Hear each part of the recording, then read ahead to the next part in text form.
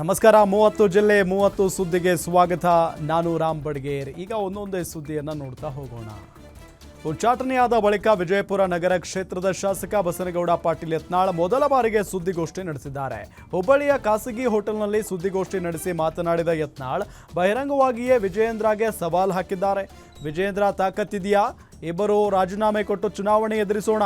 ನಾನು ಕೇವಲ ಭಗವಧ್ವಜ ಹಿಡಿದು ಗೆಲ್ತೀನಿ. ನನಗೆ 1000 ಓಟು ಬೇಡ ಅಂತ ಕಿಡಿಕಾರಿದ್ದಾರೆ. ಈ ಕುಟುಂಬದಿಂದ ಮುಕ್ತ ಆದ ಮ್ಯಾಗ ಹೋಗ್ತಾನೆ.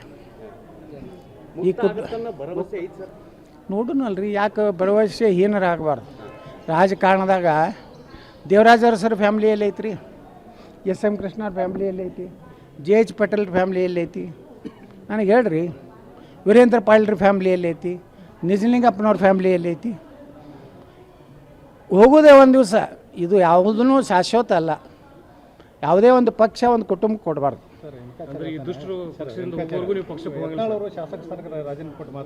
ಮೊದಲು ವಿಜಯೇಂದ್ರ ರಾಜೀನಾಮೆ ಕೊಡತ್ತೇಳ್ರಿ. ಯಾಕಂದ್ರೆ DK ಶಿವಕುಮಾರ್ ಹೇಳ್ಯಾನ, ನಮ್ಮ ಭಿಕ್ಷೆಯಿಂದ ನೀವು ಹಾಗೆ ಹೇಳ್ಯಾರ ಇಲ್ಲ, ನೀವು ಮಾಧ್ಯಮದವ್ರು ಹೇಳ್ರಿ ಏನಂತ ಹೇಳ್ಯಾರಿ, ನಮ್ಮ ಭಿಕ್ಷೆಯಿಂದ ನೀ MLA ಆಗಿಯಪ್ಪ, ವಿಧಾನಸಭಾ ಕಟ್ಟಿ ಹತ್ತಿದ್ದೆ, ನಾವು ಏನಾರ ನಾಗರಾಜಗೌಡ ಕೊಟ್ಟಿದ್ರೆ ನೀನು 30,000 ಲಗ ಹೊಡಿತಿದ್ದೆ ಅಂತ ಹೇಳಿದ್ದ. ಮೊದಲು ವಿಜಯೇಂದ್ರ ರಾಜೀನಾಮೆ ಕೊಡಲಿ, ನಾನು ರಾಜೀನಾಮೆ ಕೊಡ್ತೀನಿ, ಇಬ್ಬರು ಇಲೆಕ್ಷನ್ ಮಾಡೋಣ. ದಮ್ಬಿದೆಯಾ ವಿಜೇಂದ್ರ? ಇಂಥ ಹಂದಿಗಳಿಂದ ಯಾಕೆ ಮಾತಾಡಿಸ್ತೀವಿ ವಿಜೇಂದ್ರ? ಹಾಂ, ತಾವೊಬ್ಬ ಸ್ವಾಮಿಯಾಗಿ SC ಸರ್ಟಿಫಿಕೇಟ್ ಕೊಡೋ ನಾಚಿಕೆ ಆಗೋದಿಲ್ಲ ವಿಜೇಂದ್ರ? ನಿನ್ನ ಶಿಕ್ಷಣಿಗೆ ನಿನಗೆ ದಮ್ಮಿದ್ರೆ ನೀನು ನನಗೆ ನೇರವಾಗಿ ಮಾತಾಡ. ನನಗೆ ರಾಜೀನಾಮೆ ಕೇಳ್ತಿಯಲ್ಲ, ನೀ ರಾಜೀನಾಮೆ ಕೊಡು. ಶಿಕಾರಿಪುರಕ್ಕೆ ನೀ ಕೊಡು, ವಿಜಯಪುರಕ್ಕೆ ನಾ ಕೊಡು.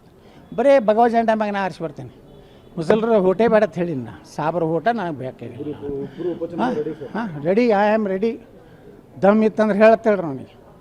ಯಾಕಂದ್ರೆ DK ಶಿವಕುಮಾರ್ ಹೇಳಿದಕ್ಕೆ ಪ್ರತಿಕ್ರಿಯೆ ಕೊಡಬೇಕಾಗಿತ್ತಲ್ಲ. ಇಲ್ಲ ನಾನು BJPಯಿಂದ ಗೆದ್ದಿದ್ದೀನಿ, ದಾಖತ್ತಿದ್ರೆ ನಮಗೆ ಗೆದ್ದು ತೋರಿಸ್ತೀನಿ ಅಂತ ಹೇಳಬೇಕಾಗಿತ್ತು. ಹೇಳಿಲ್ಲ.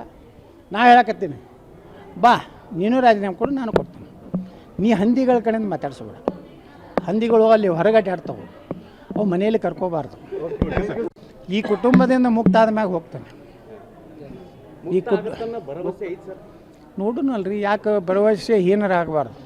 ರಾಜಕಾರಣದಾಗ ದೇವರಾಜ ಅರಸರ ಫ್ಯಾಮ್ಲಿಯಲ್ಲಿ ಐತ್ರಿ, SM ಕೃಷ್ಣವ್ರ ಫ್ಯಾಮ್ಲಿಯಲ್ಲಿ ಐತಿ, JH ಪಟೇಲ್ ಫ್ಯಾಮ್ಲಿಯಲ್ಲಿ ಐತಿ, ನನಗೆ ಹೇಳ್ರಿ ವೀರೇಂದ್ರ ಪಾಟೀಲ್ರ ಫ್ಯಾಮ್ಲಿಯಲ್ಲಿ ಐತಿ, ನಿಜಲಿಂಗಪ್ಪನವ್ರ ಫ್ಯಾಮ್ಲಿಯಲ್ಲಿ ಐತಿ. ಹೋಗೋದೇ ಒಂದು ದಿವಸ. ಇದು ಯಾವುದೂ ಶಾಶ್ವತ ಅಲ್ಲ. ಯಾವುದೇ ಒಂದು ಪಕ್ಷ ಒಂದು ಕುಟುಂಬ ಕೊಡಬಾರ್ದು.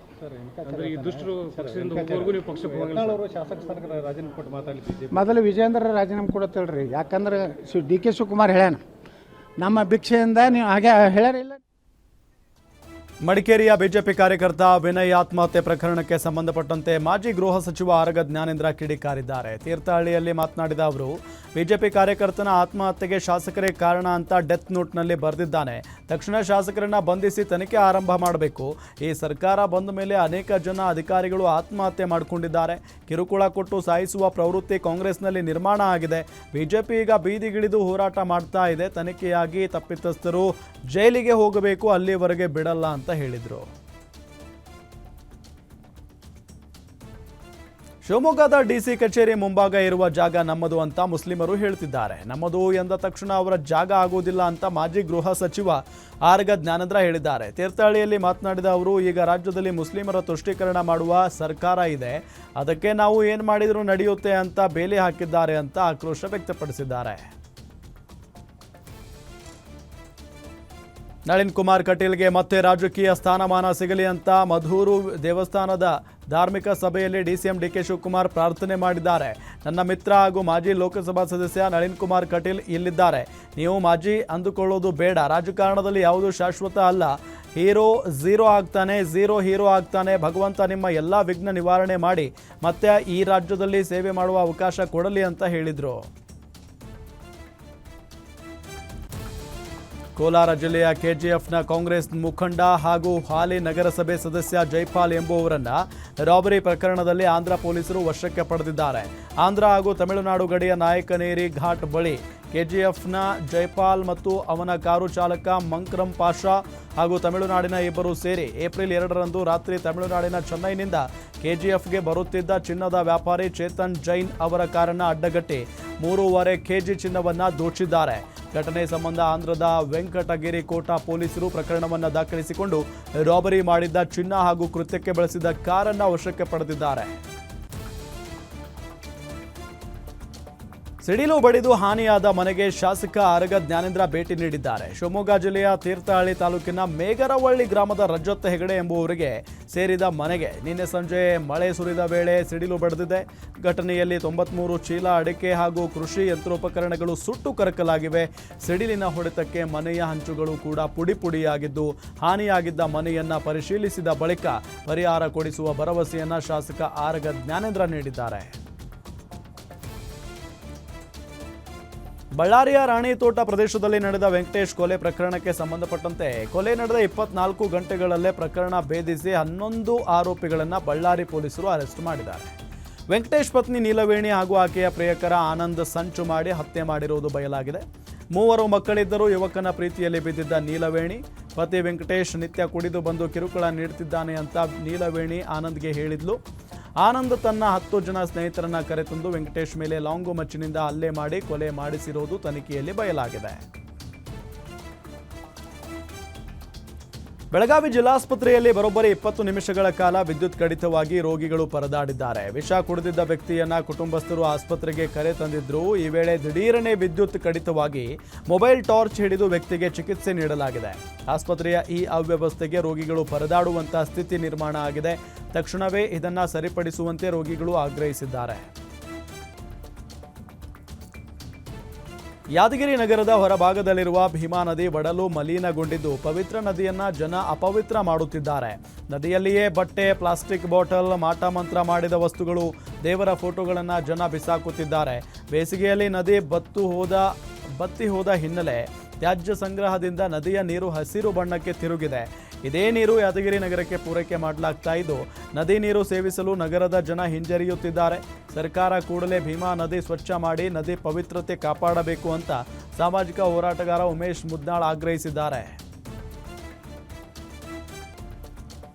ಸಣ್ಣ ನೀರಾವರಿ ಇಲಾಖೆಯಲ್ಲಿ ನಿಯಮ ಉಲ್ಲಂಘಿಸಿ ಟೆಂಡರ್ ನಡೆಸಿದ್ದಾರೆ. ಒಂದು ಕಾಮಗಾರಿ ನಡೆಸಿದೆ. ತುಮಕೂರು ಗ್ರಾಮಾಂತರ ಕ್ಷೇತ್ರದಲ್ಲಿ ಅಧಿಕಾರಿಗಳಿಂದ 1 ಕೋಟಿ ರೂಪಾಯಿ ಅವ್ಯವಹಾರ ನಡೆದಿದೆ ಅಂತ ಮಾಜಿ ಶಾಸಕ ಡಿಸಿ ಗೌರಿಶಂಕರ್ ಗಂಭೀರ ಆರೋಪ ಮಾಡಿದ್ದಾರೆ. ಎಕ್ಸಿಕ್ಯೂಟಿವ್ ಎಂಜಿನಿಯರ್ ಮೂಡಲಗಿರಿಯಪ್ಪ ಹಾಗೂ ಎಇಇ ತಿಪ್ಪೇಸ್ವಾಮಿ ಸೇರಿ 5 ವಿರುದ್ಧ ಮಾಜಿ ಶಾಸಕ ಡಿಸಿ ಗೌರಿಶಂಕರ್ ಕಿಡಿಕಾರಿದ್ದಾರೆ. ಅಲ್ಲದೆ ಸಣ್ಣ ನೀರಾವರಿ ಇಲಾಖೆಯ ಭ್ರಷ್ಟಾಚಾರದ ಬಗ್ಗೆ ತನಿಖೆ ನಡೆಸುವಂತೆ ಗೌರಿಶಂಕರ್ ಆಗ್ರಹಿಸಿದ್ದಾರೆ. ಮತ್ತೊಂದು ಧರ್ಮ ದಂಗಲ್ಗೆ ಕಾರಣವಾಗುತ್ತಾ ಮೈಸೂರಿನ ಅರೇಬಿಕ್ ಶಾಲೆ ರೀಓಪನ್ ಪ್ರಕರಣ. ಮೈಸೂರಿನ ಕ್ಯಾತಮಾರನಹಳ್ಳಿ ವಿವಾದಿತ ಸ್ಥಳದಲ್ಲಿ ಅರೇಬಿಕ್ ಶಾಲೆಯನ್ನ ತೆರೆಯಲು ಮೈಸೂರು ಜಿಲ್ಲಾಧಿಕಾರಿ ಲಕ್ಷ್ಮೀಕಾಂತ್ ರೆಡ್ಡಿ ಆದೇಶ ನೀಡಿದ್ದಾರೆ.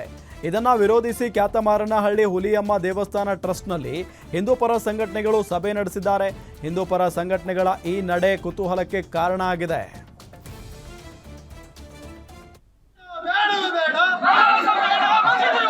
ನಮಗೆ ಏನಾದ್ರು ವಿಷಯಗಳಿದ್ರೆ ಗಮನಕ್ಕೆ ತರಬಹುದು, ವಿಷಯ ಇದ್ರೆ ಹೇಳ್ಬೋದು ಅಂತ ಹೇಳಿದ್ರು. ನಾವು ಈ ಅಭಿಪ್ರಾಯವನ್ನು ಅವರಿಂದ ಮಂಡಿಸಿದ್ವಿ.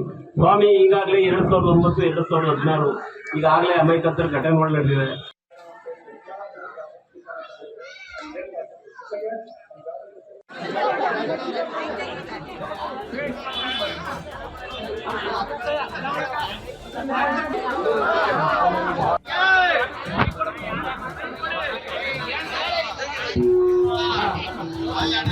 ಆದೇಶಕ್ಕೆ ಜಿಲ್ಲಾಧಿಕಾರಿ ಆದೇಶಕ್ಕೆ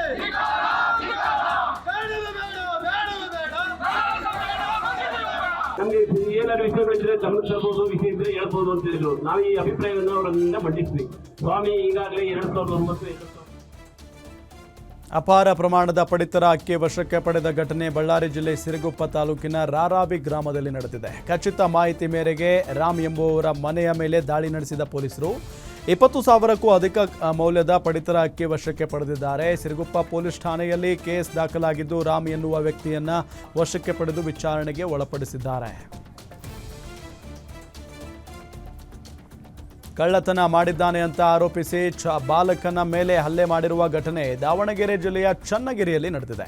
ಅಣ್ಣ ಬಿಡಿ ಅಂತ ಬೇಡಿಕೊಂಡ್ರು ಬಾಲಕನನ್ನ ಅಡಿಕೆ ಮರಕ್ಕೆ ಕಟ್ಟಿ ಮರ್ಮಾಂಗಕ್ಕೆ ಕೆಂಪು ಇರುವೆ ಬಿಟ್ಟು ಚಿತ್ರಹಿಂಸೆ ನೀಡಿದ್ದಾರೆ. 10ರಿಂದ 15 ಜನರ ಯುವಕರ ಗುಂಪಿನಿಂದ ಬಾಲಕನಿಗೆ ದೊಣ್ಣೆ ಪೈಪ್ನಿಂದ ಹಲ್ಲೆ ನಡೆಸಲಾಗಿದೆ. ಹಲ್ಲೆ ಮಾಡಿದ ದುಷ್ಟರನ್ನ ಕೂಡಲೇ ಬಂಧಿಸುವಂತೆ ಸಾರ್ವಜನಿಕರು ಒತ್ತಾಯಿಸಿದ್ದಾರೆ.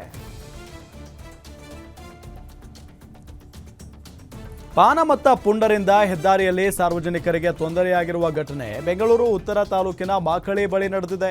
ಹೆದ್ದಾರಿ ಪಕ್ಕದ ಸಿಎಂ ಬಾರ್ನಲ್ಲಿ ಕಂಠಪೂರ್ತಿ ಕುಡಿದು ಗಲಾಟೆ ಮಾಡಿ ಪುಂಡಾಟ ಮೆರೆದಿದ್ದಾರೆ.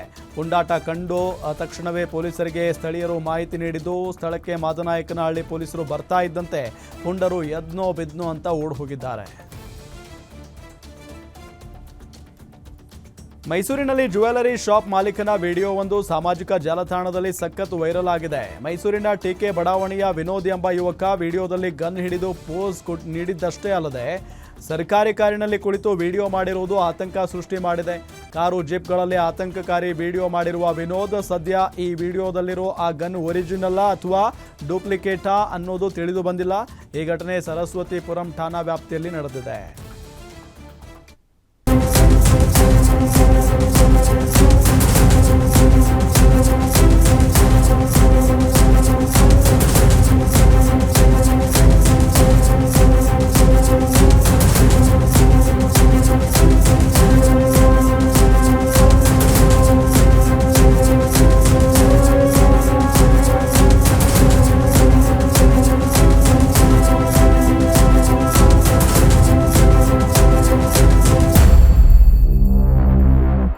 ಇನ್ನುಳಿದ ಸುದ್ದಿಗಳನ್ನು ಒಂದೊಂದಾಗಿ ನೋಡ್ತಾ ಹೋಗೋಣ.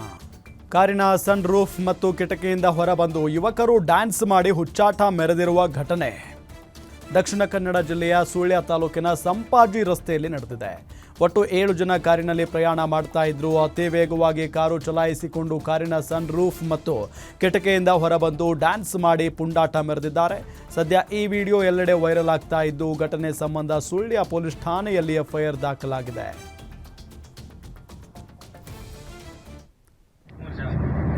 ಗ್ರಾನೈಟ್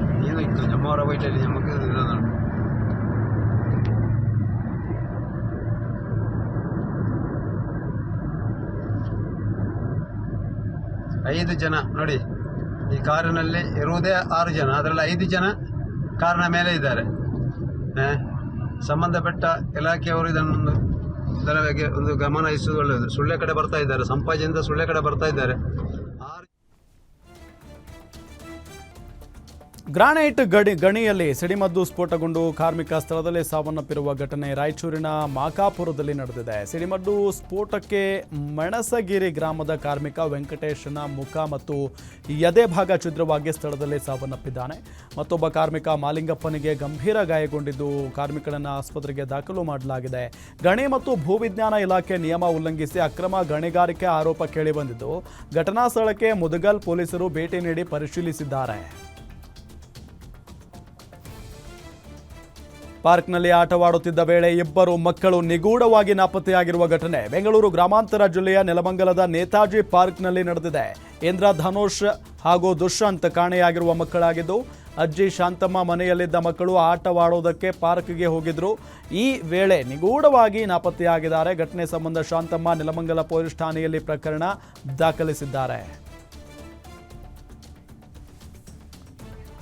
ಪೋಕ್ಸೋ ಕೇಸ್ಗೆ ಸಂಬಂಧಪಟ್ಟಂತೆ ಸಾಕ್ಷಿ ನೀಡುವಂತೆ ಒತ್ತಾಯಿಸಿ ಠಾಣೆಗೆ ಕರೆಸಿ ಫೋಟೋಗ್ರಾಫರ್ ಮೇಲೆ ಪೊಲೀಸರ ದರ್ಪ ತೋರಿರುವ ಘಟನೆ ಬೆಳಗಾವಿ ಜಿಲ್ಲೆಯ ಅಥಣಿ ತಾಲೂಕಿನ ಐಗಳಿ ಗ್ರಾಮದಲ್ಲಿ ನಡೆದಿದೆ.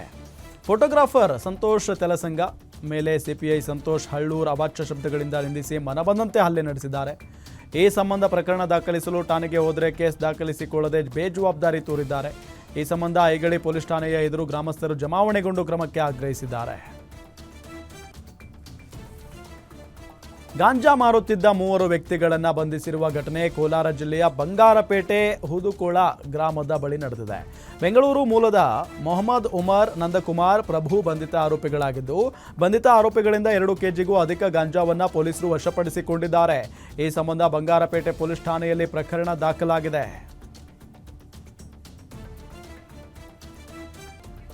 ಚಿತ್ರದುರ್ಗ ಹೊರವಲಯದ ಗೋನೂರು ರಸ್ತೆಯ ಬ್ರಿಡ್ಜ್ ಬಳಿ ಅಪರಿಚಿತ ಯುವತಿಯ ಶವ ಪತ್ತೆಯಾಗಿದೆ. ಮೃತ ಯುವತಿಯ ಗುರುತು ಪತ್ತೆಯಾಗಿಲ್ಲ. ದೇಹದ ಮೇಲೆ ಗಾಯದ ಗುರುತುಗಳು ಕಂಡುಬಂದಿದ್ದು, ಸಾವಿನ ಕುರಿತು ಅನುಮಾನ ಸೃಷ್ಟಿಯಾಗಿದೆ. ಯುವತಿಯ ಶವವನ್ನು ಜಿಲ್ಲಾಸ್ಪತ್ರೆಗೆ ರವಾನಿಸಲಾಗಿದ್ದು, ಸ್ಥಳಕ್ಕೆ ಚಿತ್ರದುರ್ಗ ಗ್ರಾಮಾಂತರ ಠಾಣೆ ಪೊಲೀಸರು ಭೇಟಿ ನೀಡಿ ತನಿಖೆ ನಡೆಸಿದ್ದಾರೆ. ಅಭಿಮಾನದಿಂದ ಸ್ನೇಹಿತನ ಮದುವೆ ಮಾಡಿದ್ದಕ್ಕೆ ದಂಪತಿಗಳು ಮನೆಗೆ ಕರೆಸಿ ಹಲ್ಲೆ ಮಾಡಿರುವ ಘಟನೆ ಬೆಂಗಳೂರು ಉತ್ತರ ತಾಲೂಕಿನ ಗಾಣಿಗರ ಹಳ್ಳಿಯಲ್ಲಿ ನಡೆದಿದೆ. 1 ವರ್ಷದಿಂದ ಸಂಜಯ್ ಮತ್ತು ಶಿಲ್ಪಾ ಪ್ರೀತಿ ಮಾಡ್ತಾ ಇದ್ರು. 2 ತಿಂಗಳ ಹಿಂದೆಯಷ್ಟೇ ಹೆಸರುಘಟ್ಟದ ದೇವಾಲಯದಲ್ಲಿ ಮದುವೆ ಕೂಡ ಮಾಡಿಕೊಂಡಿದ್ರು. ಮದುವೆಯಲ್ಲಿ ಭಾಗಿಯಾಗಿದ್ದ ಅಭಿಷೇಕ್ ಮದುವೆ ಬಳಿಕ ಊರಲ್ಲಿ ಎಲ್ಲರ ಬಳಿ ನಾನೇ ಮದುವೆ ಮಾಡಿಸಿದ್ದು ಅಂತ ಬಿಲ್ಡಪ್ ಕೊಡ್ತಿದ್ದ. ಇದೇ ವಿಚಾರವಾಗಿ ಮನೆಗೆ ಕರೆಸಿ ದಂಪತಿಗಳು ಹಿಗ್ಗಾಮುಗ್ಗಾ ಥಳಿಸಿದ್ದಾರೆ. ಘಟನೆ ಸಂಬಂಧ ಸೋಲದೇವನಹಳ್ಳಿಯ ಪೊಲೀಸ್ ಠಾಣೆಯಲ್ಲಿ ಪ್ರಕರಣ ದಾಖಲಾಗಿದೆ.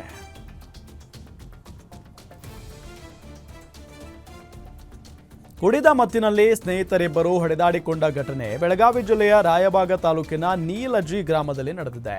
ಹಣದ ವಿಚಾರಕ್ಕೆ ಇಬ್ಬರು ಯುವಕರು ಹೊಡೆದಾಡಿಕೊಂಡಿರುವ ವಿಡಿಯೋ ಸಾಮಾಜಿಕ ಜಾಲತಾಣಗಳಲ್ಲಿ ಫುಲ್ ವೈರಲ್ ಆಗಿದೆ.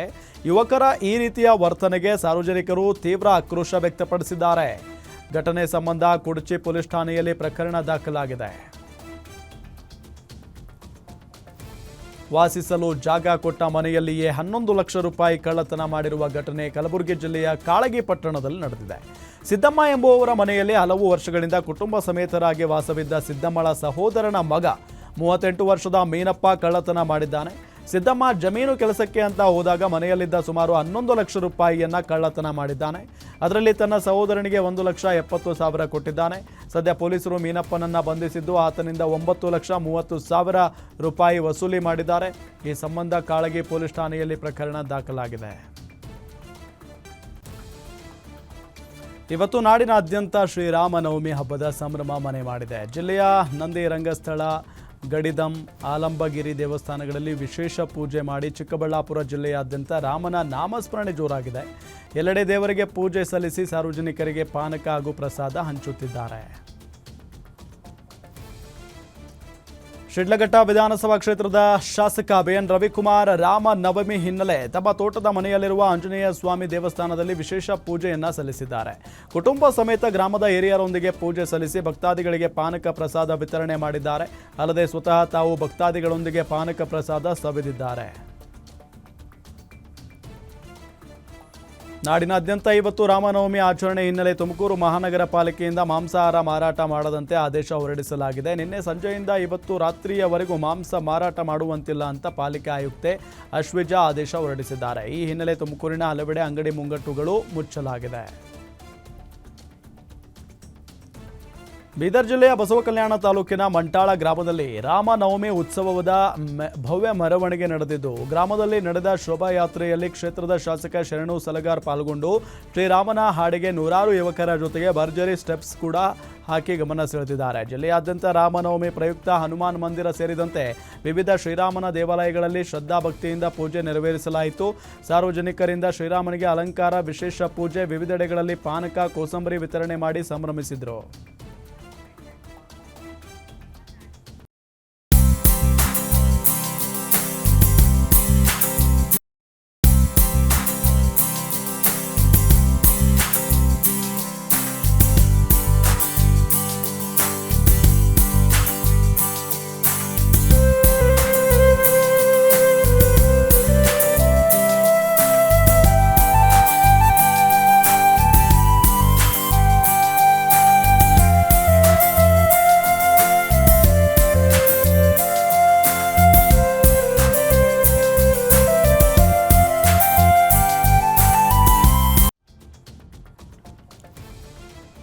ದೇಶಾದ್ಯಂತ ಇಂದು ಶ್ರೀರಾಮ ನವಮಿಯನ್ನು ಅದ್ದೂರಿಯಾಗಿ ಆಚರಿಸಲಾಯಿತು. ವಿಶೇಷವಾಗಿ ಬೆಂಗಳೂರಿನ ಬಾಗಲಗುಂಟೆ ಪೊಲೀಸ್ ಠಾಣೆಯಲ್ಲಿ ಶ್ರೀರಾಮನ ಭಾವಚಿತ್ರಕ್ಕೆ ಪೂಜೆ ಸಲ್ಲಿಸುವ ಮುಖೇನ ಭಕ್ತಿ ಭಾವದಿಂದ ಶ್ರೀರಾಮ ನವಮಿಯನ್ನು ಆಚರಿಸಲಾಯಿತು. ಠಾಣೆಯ ಅಧಿಕಾರಿಗಳು ಹಾಗೂ ಸಿಬ್ಬಂದಿಗಳು ಪೂಜೆಯ ನಂತರ ಪಾನಕ, ಮಜ್ಜಿಗೆ ಮತ್ತು ಕೋಸಂಬರಿ ವಿತರಿಸಿದರು. ಅಷ್ಟೇ ಅಲ್ಲದೆ ಸಾರ್ವಜನಿಕರಿಗೆ ಮಾನವೀಯ ಮೌಲ್ಯಗಳಾದ ಪ್ರಜಾಸೇವೆಯ ಬದ್ಧತೆ, ನ್ಯಾಯ, ನಿಷ್ಠುರತೆ, ಪ್ರೀತಿ, ಮಮತೆ ಇತ್ಯಾದಿಗಳನ್ನು ಎಲ್ಲರೂ ಆದರ್ಶವಾಗಿ ಅಳವಡಿಸಿಕೊಳ್ಳಬೇಕು ಅಂತ ಕರೆ ನೀಡಿದರು. ಯಾದಗಿರಿ ನಗರದ ಜೈನ್ ಬಡಾವಣೆಯ ನಿವಾಸಿ ನಿಖಿತಾ ಐಷಾರಾಮಿ ಜೀವನ ತ್ಯಜಿಸಿ ತಮ್ಮ 26ನೇ ವಯಸ್ಸಿಗೆ ಸನ್ಯಾಸತ್ವ ಸ್ವೀಕರಿಸಿದ್ದಾರೆ. ಜೈನ ಸಮುದಾಯದ ಶ್ರೀಮಂತರ ಮನೆತನದ ನರೇಂದ್ರ ಗಾಂಧಿ ಹಾಗೂ ಸಂಗೀತಾ ಗಾಂಧಿ ಪುತ್ರಿ ನಿಖಿತಾ ಕಳೆದ 7 ವರ್ಷದಿಂದ ಸನ್ಯಾಸಿ ಆಗಬೇಕು ಅಂತ ಬಯಸಿದ್ರು ಎನ್ನಲಾಗಿದೆ. ತಾನು ಇನ್ನು ಮುಂದೆ ಯಾವುದೇ ವಸ್ತುಗಳನ್ನು ಬಳಸಲ್ಲ ಎನ್ನುವ ಕಾರಣಕ್ಕೆ ಹೊಸ ಬಟ್ಟೆ ಸೇರಿದಂತೆ ನಾನಾ ವಸ್ತುಗಳನ್ನು ನೂರಾರು ಜನರಿಗೆ ಯುವತಿ ದಾನ ಮಾಡಿದ್ದು, ಸನ್ಯಾಸತ್ವ ಸ್ವೀಕರಿಸಿದ ಬಳಿಕ ಸಂಬಂಧಿಕರು ನಗರದಲ್ಲಿ ಅದ್ದೂರಿಯಾಗಿ ಮೆರವಣಿಗೆ ಮಾಡಿದರು. ಇದಾಗಿತ್ತು ಇವತ್ತಿನ 30 ಜಿಲ್ಲೆ 30 ಸುದ್ದಿ. ನೋಡ್ತಾ ಇರಿ ಗ್ಯಾರಂಟಿ ನ್ಯೂಸ್, ಸುದ್ದಿ ಖಚಿತ, ನ್ಯಾಯ ನಿಶ್ಚಿತ.